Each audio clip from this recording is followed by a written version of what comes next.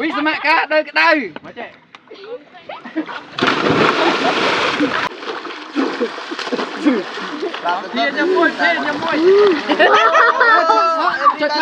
chú đây bông bồnទាំងអស់គ្នាថ្ងៃហ្នឹងទៅលេងទឹកនៅដា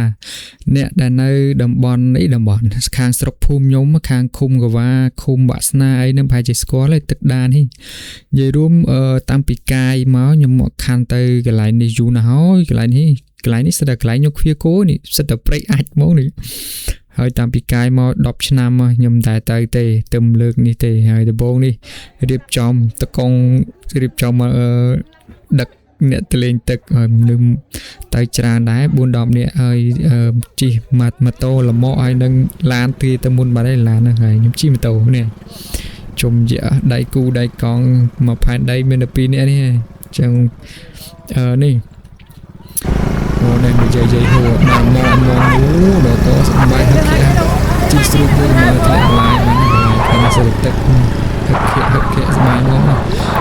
បងប្អូនผู้ច្រើនគឺស្គាល់ហើយជាមើលដល់ពេលប្រជុំខែប្រជុំខាងមុខនេះមនុស្សទៅលេងពេញហើយអ្នកដែលទៅលេងនឹងកុំភ្លេចជួសម្អាតផងព្រោះអីអ្នកទៅនឹងជួសម្រាប់ទៅចោលរហូតអត់មានប្រមូលវិស័យកាន់ទៅកាន់យកទៅហូបបានក៏ប៉ុន្តែមានការមកវិញសោះយកវិទេសភាពដល់តាមសង្ខារផ្លូវស្អាតមកខាងរដូវវស្សាហើយមួយទេពភាពនេះបើទឹកនេះឡើងខៀវពណ៌បៃតងហ្មងហើយទេសភាពវិញអស់តហ្មងបងប្អូនហើយខែវស្សាគឺទេសភាពជាឯងខៀវស្ងាត់ហ្មងហើយស្រែចកាគេនៅជុំវិញហើយបងប្អូនឃើញទឹកខៀវចេះគឺទឹកមើលដល់បាតធ្លាដល់បាតឃើញថ្មនោះហើយថ្មនេះគេបផ្ទុះយូរណាស់ហើយ10ឆ្នាំហើយសួរថាសកំតិចរំសាវសល់អីទេដោយសារតែទឹកនេះពេលទឹកមកភ្លៀងខ្លាំងទឹកវាហៀចាញ់តែពេលអញ្ចឹងយើងលេងអត់អីទេអត់មានលមាស់អត់មានអីទេពូវាយូរឆ្នាំហើយ10ឆ្នាំហើយពេលហៀចាញ់អស់ហើយហូរចេញទឹកនេះទឹកភ្លៀងច្រើនមកហើយមើលយើងថតពីលើចេះទៅមើលទៅស្អាតមែនទែនហ្មងហើយឃើញមានសម្រាប់បងប្អូនបញ្ជាក់ម្ដងទៀតសម្រាប់បងប្អូនយកទៅហូបបងប្អូនយកមកវិញផងយើងសម្អាតទាំងអស់គ្នាកន្លែងនេះស្អាតហើយអ្នកមកលេងក៏ច្រើនដែរអ្នកមកស្គាល់ពេលមកលេងបើអីមើលនេះរៀងថ្ងៃខ្ញុំរៀបចំថតកាមេរ៉ាហើយយាយអូលេងទឹកព្រាតលេងទឹកផងអ្នកផឹកទៅអ្នកលេងទឹកហើយខ្ញុំពងអាសេរីកាមេរ៉ាថតចែកជូនបងប្អូនទស្សនាហើយបងប្អូនដែលទស្សនាវីដេអូកុំភ្លេចជួយ share ម្នាក់មួយផងគាត់ជាស្គាល់ហើយអ្នកដែលមើលវីដេអូនេះដឹងថាស្គាល់ថានៅណាហើយ comment ម្នាក់មួយផងបងប្អូនឲ្យទឹកខែនេះគឺត្រជាក់ស្រឹបល្អណាស់ហើយអាកាសធាតុល្មមមិនសូវក្តៅមិនត្រជាក់ពេកទេទឹកក៏ជាក់ល្មមដែរទឹកថ្លាល្អបងប្អូនទឹកអត់មានធុំក្លិនអត់មានអីល្អអត់មានកកយទេគឺទឹកថ្លារើងតែម្ដងក៏ប៉ុន្តែជ្រៅណាស់បងប្អូនទឹកកដាលជ្រៅណាស់ទឹកនេះលិចក្បាលមកស្ទូងជ្រៅមែនតើហើយអ្នកដែលចេះលេងទឹកកដាលតែមិនទេក៏ប៉ុន្តែក្មេងនឹងអ្នកអត់ចេះលេងខាងបានណាមើលទិដ្ឋភាពទឹកបងទឹកឃើញបងប្អូនឃើញ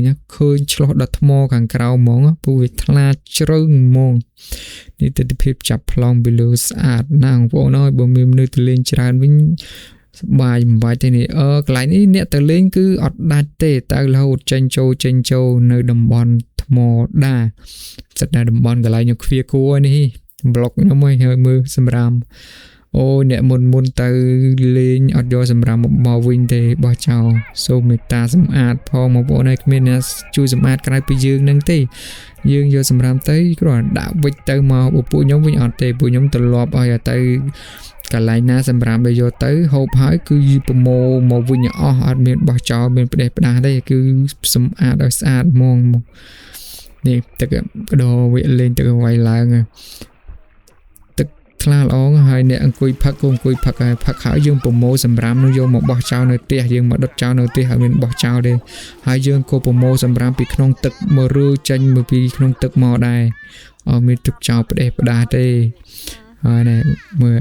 ទេសភាពស្អាតមែនតើខែភ្ជុំវិញដឹងថាមនុស្សទៅលេងច្រើនហើយព្រោះទឹកនេះទោះបីភ្លៀងខ្លាំងយ៉ាងណាក៏ដោយក៏ទឹកនៅតែថ្លាចឹងដែរអត់មានល្អទេ ព្រោះវាថ្មវាជាថ្មវាចម្រោះហូរចេញបន្ត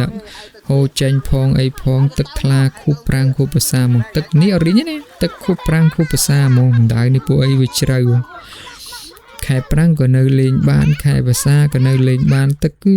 នៅប៉ុណ្ណឹងទោះបីភ្លៀងខ្លាំងមិនក៏វានៅប៉ុណ្ណឹងណាពួកអីវាមានចរន្តទឹកហូរចេញ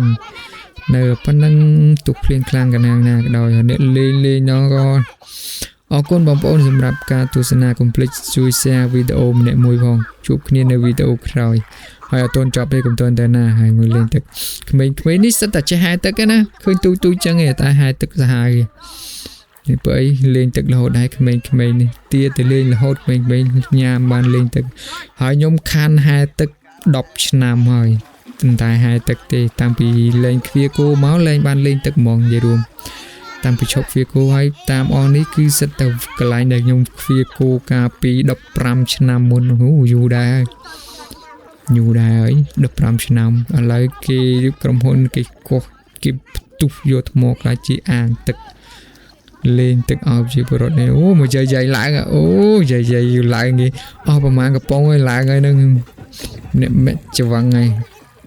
ហើយដល់ម៉ោងទៅផ្ទះវិញបងប្អូនបាយជួបគ្នានៅវីដេអូក្រោយទៀតនេះអត់ដាច់ចិត្តទេមើលឃើញស្អាតពេកថតចែកជូនបងប្អូនទស្សនា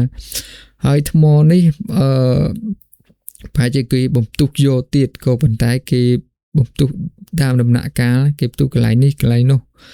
គេអត់បំទុះតទេថ្ងៃយូរឆ្នាំទៀតគេបំផ្ទុះតហើយมือនេះថ្មដែរពីមុនសិតតែស្មៅពណ៌ខៀវសង្ងាត់ឥឡូវសិតតែថ្មអរគុណបាយជួបគ្នាវីដេអូក្រោយ